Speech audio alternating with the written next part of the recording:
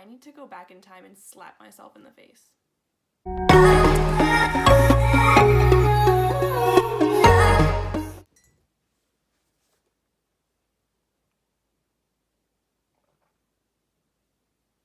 should have went back and watched my video about why I want to do the Whole30. Hey guys, welcome back to my channel. I still don't know why I feel so weird saying that. Maybe it's because I haven't really made a lot of videos, so I don't say it that often. But I was watching some of my favorite YouTubers the other day, and I feel like when they say it, it comes so naturally to them.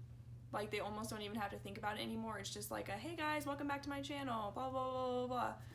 And when I say it, I feel like it's like forced, and it doesn't sound natural coming from me. But anyways, today I'm going to be doing my video on my first week of Whole30. So I have my Bible here, like I showed you in my last video. If you watched my last video where I talked about starting the Whole30 experiment, if not, the link will be down below. But basically, this book goes day by day, and not only do you record the meals you eat, but you also record your non-scale victories, is what they call them, which they have a list of what those are. So they have a section here that says non-scale victories, and basically after the 30 days, you'll go through and you'll check the boxes for all of the non-scale victories, which basically means besides weight loss, because even though it doesn't specifically say that the Whole30 is for weight loss, you're definitely guaranteed to lose some weight because you're eating a lot healthier than you normally would. So obviously that helps with weight loss. But some of the non-scale victories they have on here have to do with mood, emotion, and psychology, physical, outside and inside, food and behaviors, brain function, sleep, energy, sport, exercise, and play, lifestyle, and social. So within those categories, they have more specific victories or good things that you got out of doing the Whole30, basically. So you record your non-scale victories, and then you also have an area where you write down your reflections for the day. And then it also asks what went well today, what could have gone better, what I'll do tomorrow, and then your extra credit. And your extra credit is basically doing something to plan for the next day, because really you can't do the Whole30 without planning. There's meal prep, there's buying ingredients for recipes, and it's just not gonna work if you don't plan things out. So yeah, let's just get right into my first week on Whole30. So right away I can tell you the first week is the hardest week ever. I'm not trying to be super dramatic, but it sucked. It was not fun. And up until probably the 4th or 5th day, I wanted to quit probably every second of the day. Like, there were multiple times, because my fiance and I are both doing it, that I told him that I was done. Like, I was like, this is stupid, there's no point, like, I'll just eat healthy, I don't need to do the Whole30 experiment, I'll do some other kind of easier diet, and I was done. But I stuck through it because mostly I had support. So I have a group of friends who are also doing the Whole30, and there's about, I think, 10 or so of us, so there's a lot. So that really helps, is to have that support and to have people who are doing it with you, to kind of keep pushing you along, and you're all going through the same thing at the same time. Anyways, I will just read you really quickly what I wrote down for each day. Day 1, what went well today was meal prep, and what could have gotten better was more healthy snacks. My first meal was coffee, 2 boiled eggs, and almonds. My second meal was broccoli, red potato, turkey meatballs, which turkey meatballs were super hard to make.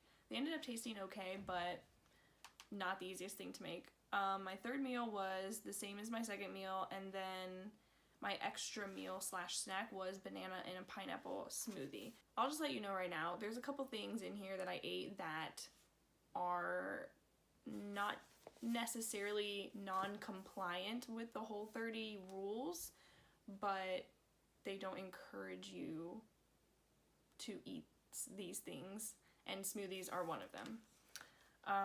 But my reflections for day 1 were I didn't have any real cravings until nighttime, and I went to bed starving.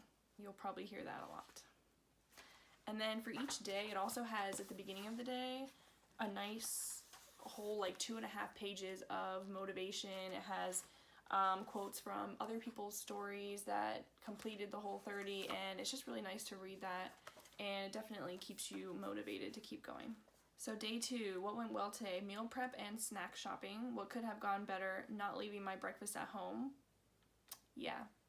And what I'll do tomorrow is have more snacks. Snacks are a theme here. Okay, I'm also going to read you the cravings because it has an area where it says energy, sleep quality, and cravings, and you rate it 1 through 10. And the energy and sleep quality, I haven't really seen a huge difference in those, but in the cravings I have, so I'm just going to make sure I read those too. So for day 1, the cravings were at 8, which it goes 1 is the worst cravings, and 10 is like you don't have any cravings. So I said 8, I got hungry at normal times. So that was day 1, first day of eating Whole30. Second day, I had my cravings at a 3, and I said felt hungry all day long. So what I ate was coffee and blueberries for my first meal. My second meal was buffalo chicken, broccoli, and cauliflower. My meal 2.5, which I forgot that I had because I was so hungry that day, chicken fajitas. And my third meal was the same as my second meal, which was the buffalo chicken. My day 2 reflections were that I ate my second meal too early, and so I was hungry the rest of the day. Day 3, what went well? I bought more fruits and produce, and I found easier recipes to make because, like I said before, your girl does not cook. And the recipes, even though I have the fast and easy Whole30 cookbook, not fast, not easy for me because I'm just not good at cooking. What could have gone better is I could have had breakfast for 1. What I'll do tomorrow, have breakfast. And my extra credit was that I made snacks for work.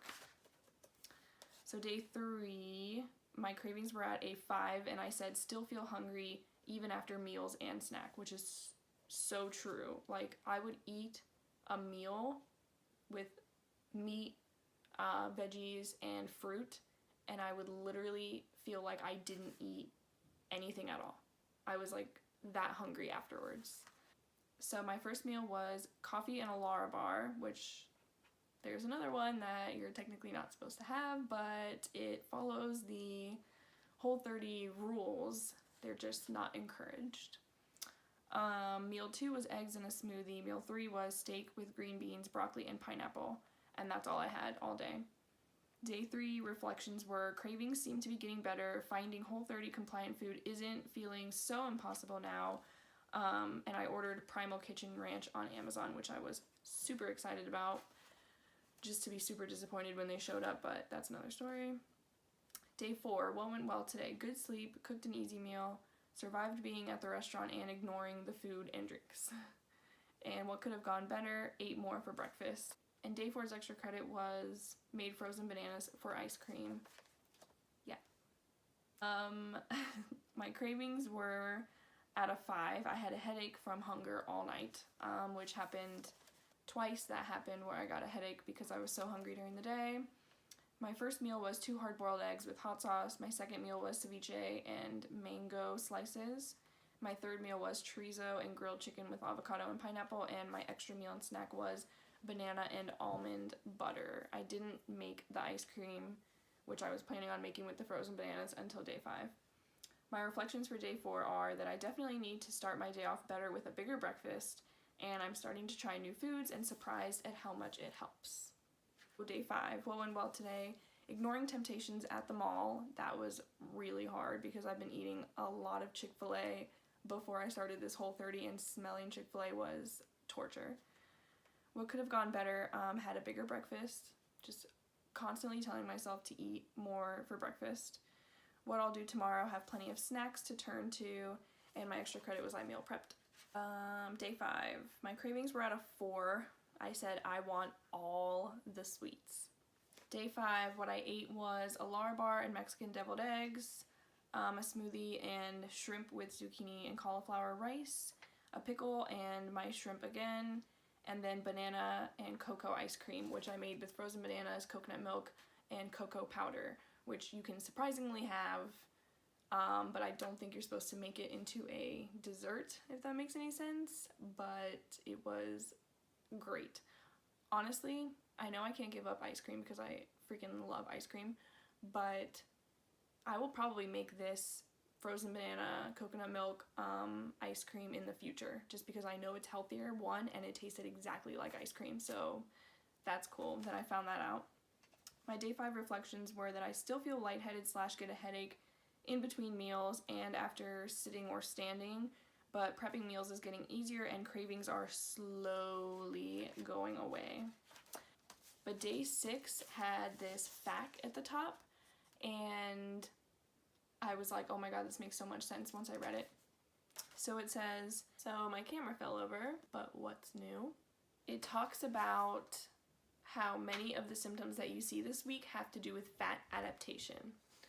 So basically, your body is used to running off of the processed sugar that you normally get from drinks and just carbs and all the food that you would normally eat. So when you're doing the Whole30, you're not getting those carbs and the processed sugar, which is like an easy energy source for your body. So now your body is having to break down your fat as a source of energy, and it's harder, I guess, for it to break down fat. So your first week, you're going to have carb cravings, sweet cravings, headaches, lethargy, sleepiness, fogginess, and unusual hunger, because your body is basically searching for that sugar. It's almost like a withdrawal. Like, where is all of the sugar that you have been feeding me constantly, and then now it's gone? And basically it's telling you that you're starving because you're not giving it processed sugar. So day 6, what went well today? I didn't have any cravings, didn't feel hungry before lunch. What could have gone better? Drink more water. What I'll do tomorrow, drink more water, and I prepped for lunch as my extra credit. My cravings, I said, were a 9.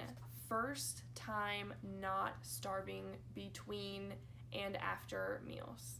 So day 6 was like a big day for me. A lot of my friends, they said by day 5, and someone even said by day 4, their body was getting used to not having that sugar, and so they didn't feel hungry all the time. It took me until day 6, guys, like one day before my first week of Whole30 was done, for me to feel like I wasn't starving at every second of every day. So my first meal was coffee with almond milk and a Lar bar. My second meal was lettuce wrap tacos with ground beef and celery with ranch. And my third meal was the same as my second meal, and then I had mango and strawberries as my extra snack. And my reflections were that I was pleasantly surprised at not having cravings between meals or feeling hungry all day, plus no headaches. So day 7, what went well today? Coming up with my own meals and cooking, which I love that I put cooking in quotation marks, and I'm not exactly sure why I did that. What could have gone better? I had more veggies or protein with salad. What I'll do tomorrow, find more new snacks and meals, and I prepped lunch and dinner for day 8. My cravings were at an 8. I barely ever felt hungry. My first meal was baby spinach, fresh mango, and strawberry with an almond milk smoothie. My meal 2 was grilled chicken with veggies and avocado and a Lar bar. Meal 3 was a plain salad with ranch and kombucha. I don't know exactly how to say that.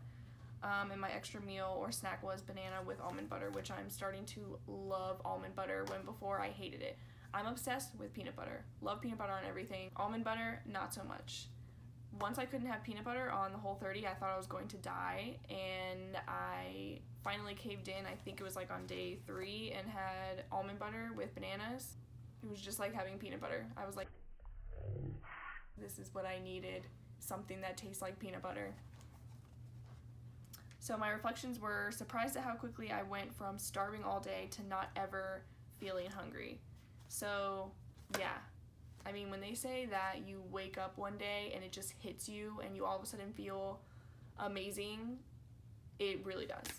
If you'd have told me on like the second or third day, like, oh, but one day you're just gonna wake up and you're gonna feel amazing and you're gonna have all this energy and you're not gonna feel hungry all the time, I would have been like, you're lying. Because I thought there was like no end to the hunger at the beginning of my first week. So this is no joke. Like, I know it's gonna be totally worth it at the end because I'm already, this is day, what am I on right now? 9, today's day 9. I'm a little late posting this video, but oh well. I can already tell it's like way better, and I'm honestly, how good my body's feeling right now without having any processed food in it and only eating organic. I'm kind of scared for the reintroduction phase at the end because I almost don't want to know what's going to happen to my body. Like, once I reintroduce dairy and alcohol and processed sugar and beans, what's the other one? Yeah, pretty much all of those, I feel like I'm going to feel sick every day. So that part scares me a little bit. But how I'm feeling right now is great, and I never get hungry all day. Like, I was telling my fiance the other day that before I started Whole30, whenever I was hungry, it was like, boom, you're hungry. You need to go get some Chick-fil-A. You need at least 3 packets of Chick-fil-A sauce. You need to have a venti coconut milk mocha macchiato from Starbucks. You need to go get those donuts. You need to eat whatever is in your pantry now. Basically. And that's what my stomach was saying to me. Now, I feel like when I get hungry, which is really literally right before I eat my meals, it feels like my stomach is going, hey, like, you know, time to eat a meal, you know, you're getting a little low on energy, so let's get some food in there. like, just the sweetest thing ever. So yeah, I know this video was super long. I apologize for that. I wanted to make it kind of a quick video, but I can never do that for some reason. But thank you guys for watching so much. I really appreciate it. And if you like this video, don't forget to give it a thumbs up. And if you want to see what the rest of doing the Whole30 is like, subscribe to my channel and you can stay up to date on my weekly updates until I finish my Whole30 experiment. Bye guys.